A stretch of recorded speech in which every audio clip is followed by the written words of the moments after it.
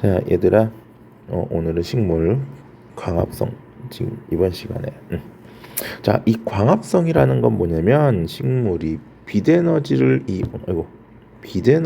이용하여 이산화탄소와 물을 원료로 양분을 만들어내는 과정이야. 즉, 이거 왜 이럴까? 잠깐만.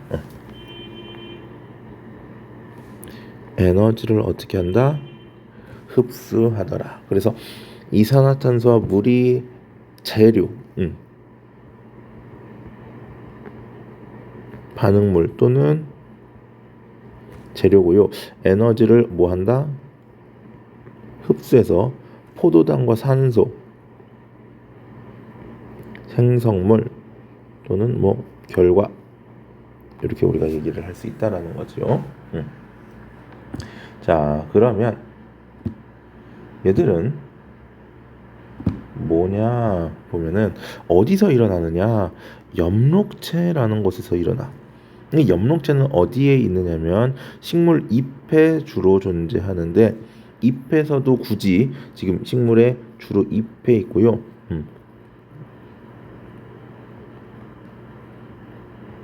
울타리 조직, 해면 조직,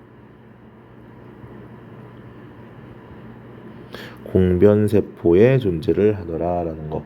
울타리 조직, 해면 조직, 공변세포에 이 엽록체들이 많이 들어있고, 이 외의 세포들에는 크게 없습니다. 엽록체에서 일어나고요. 아까 얘기했어. 필요한 요소는 반응물이지. 이산화탄소와 물, 이거는 재료. 그리고 에너지로는 태양으로부터 오는 빛 에너지가 필요하더라. 그 다음 생성되는 물질은 포도당과 산소. 자, 그래서 포도당은 광합성 결과 처음으로 만들어지는 양분이고, 얘들은 녹말로 저장한다.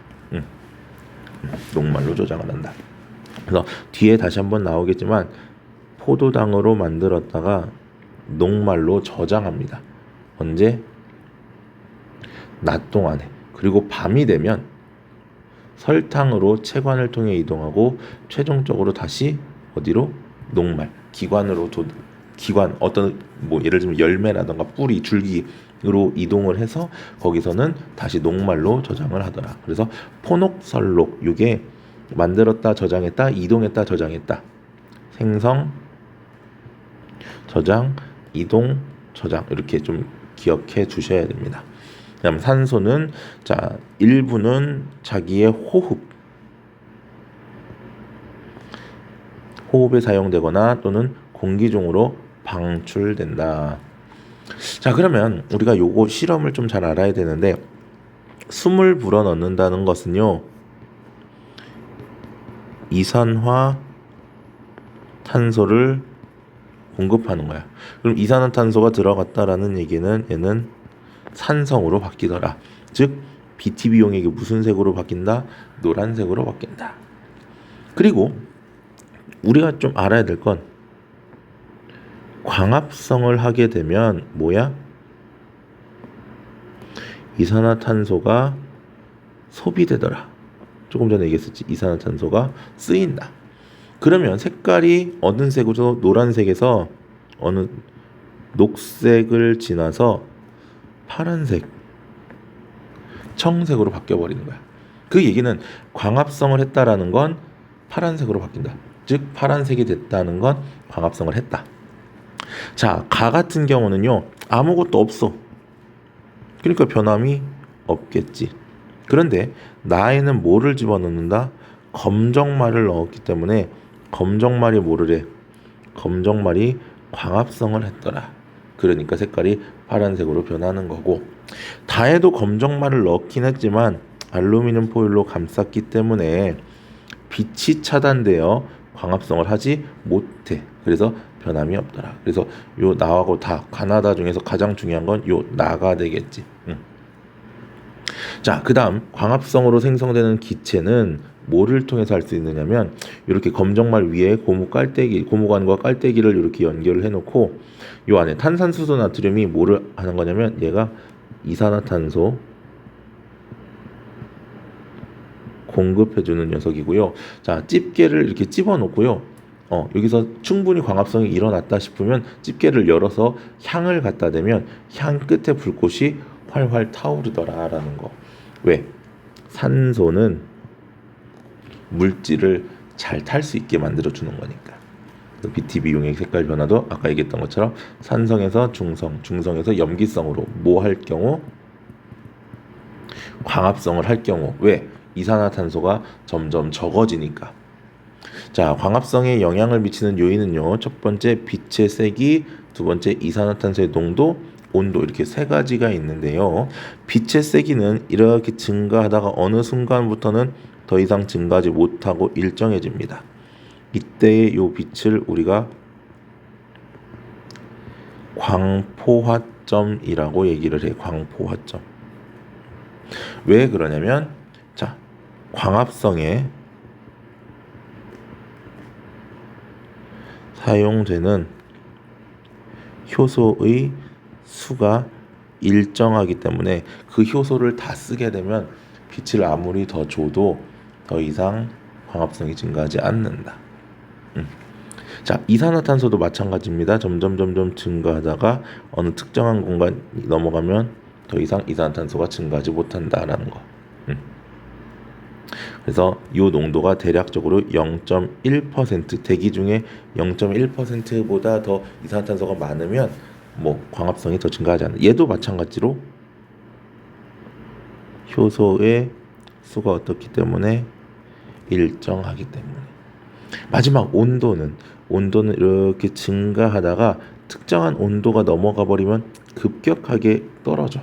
광합성이. 얘가 대략 한 40도 정도 부근이거든요.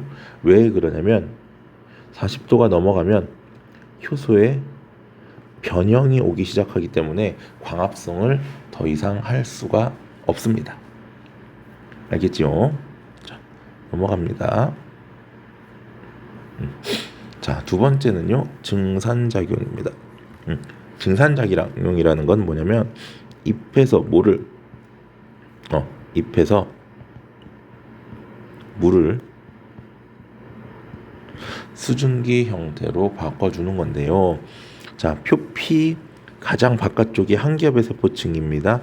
이 표피 여기 이렇게 있는 거 아래쪽에도 있어요. 이렇게.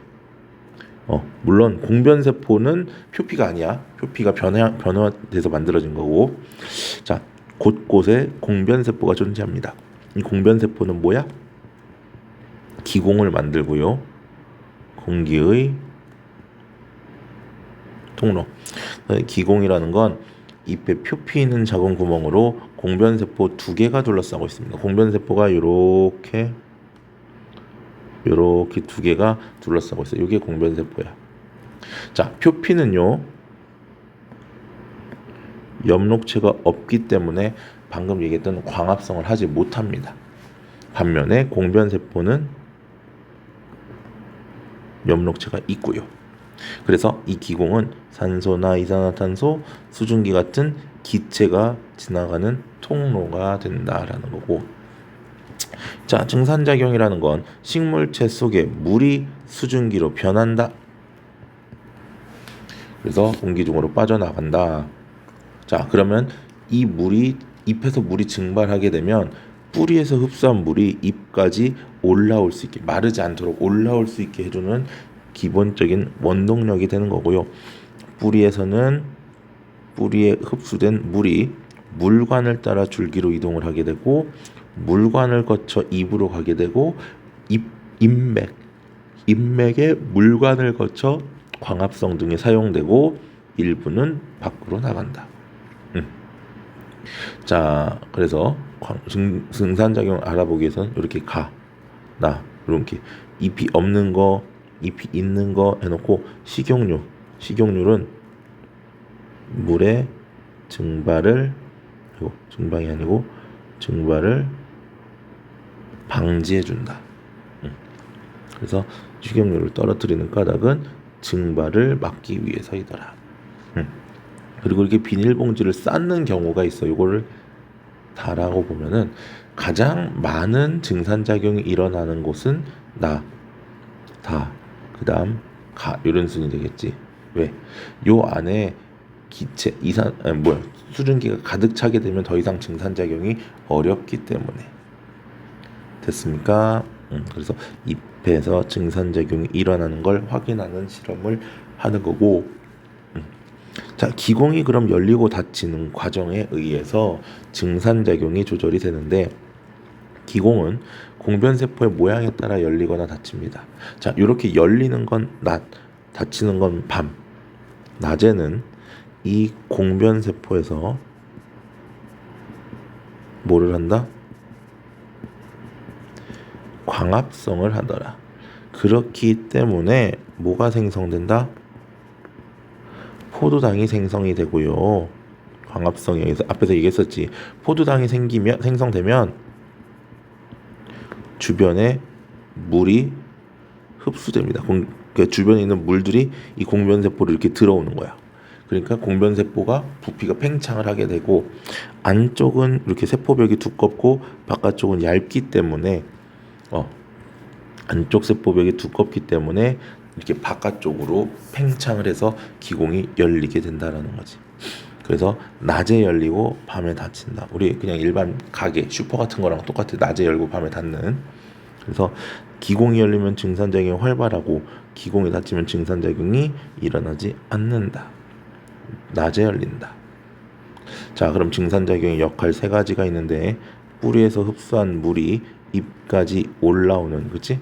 물 상승의 원동력이 될 수 있고요. 두 번째, 식물 내부의 물을 밖으로 내보내어 수분량을 조절. 얘는요, 수분량과 농도를 조절하는 역할도 합니다. 그 다음에 물이 증발하면 주변에 열을 흡수하면서 식물과 주변의 온도를 낮춘다. 식물의 체온을 조절하는 요 세 가지 작용에 의해서 일어난다라는 거, 증산작용이. 알겠습니까? 자, 이런 것도 좀 알아두세요. 햇빛은 당연히 강할수록, 그러니까 체온이 높아지면 온도는 높을수록, 바람은 잘 불수록, 습도가 낮을수록 증산작용이 잘 일어난다라는 것도 알아두세요. 자, 일단 여기까지 먼저 정리를 합니다.